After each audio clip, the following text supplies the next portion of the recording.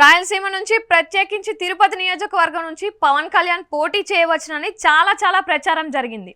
అయితే పవన్ అంత సాహసానికి ఒడిగట్టడం లేదు.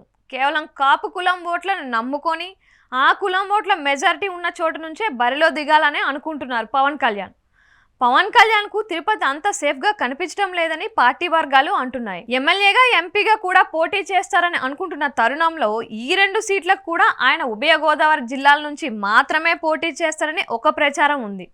అందులోనూ ఎమ్మెల్యేగా పిఠాపురం నుంచి బరిలోకి దిగుతారని చాలా కాలంగా అనుకుంటున్నారు. అయితే ఎమ్మెల్యేగా పిఠాపురం నుంచి పోటీ చేసినా కూడా మళ్ళీ ఓడిపోతే ఎలాంటి సాకులు చెప్పుకోవాలో జనసేన నాయకులు ఇప్పటి నుంచే ప్రిపేర్ అవుతున్నారు. పవన్ కళ్యాణ్ కు ఎమ్మెల్యేగా పోటీ చేసే ఉద్దేశం ఉంటే ఆయన కాకినాడ జిల్లా పిఠాపురం అసెంబ్లీ నియోజకవర్గం నుంచి రంగంలోకి దిగొచ్చని స్థానికులు పార్టీలోని చాలా రోజులుగా ఊహాగానాలు ఉన్నాయి. కాపు వర్గం ఓటు బ్యాంక్ స్థిరంగా బలంగా ఉన్నందునే ఆయన పిఠాపురాన్ని ఎంచుకున్నారనే ప్రచారం ఉంది. అయితే పవన్ను ఓడించడానికి వైఎస్ఆర్ కాంగ్రెస్ పార్టీ కూడా తమ మ్యాక్సిమం ఫోకస్ పెడుతుందన్న సంగతి అందరికీ తెలిసిందే.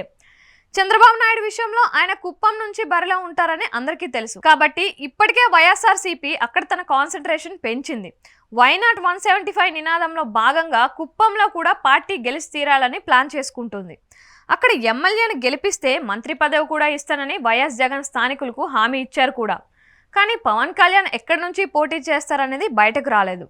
ఆయన ఎక్కడ దిగినా సరే గ్యారంటీగా ఓడించాలనే కోరిక వైసీపీలో ఉంది. గత ఎన్నికల పరాభవాన్ని ఆయనకు మళ్లీ రుచి చూపించాలని అనుకుంటున్నారు. అయితే పార్టీ ఇలాంటి కోరికను సాకుగా చూపిస్తూ పవన్ ను ఓడించడానికి జగన్ సర్కార్ దొడ్డిదారి నియామకాలు బదిలీలు చేపడుతుందని పలువురు విమర్శిస్తున్నారు.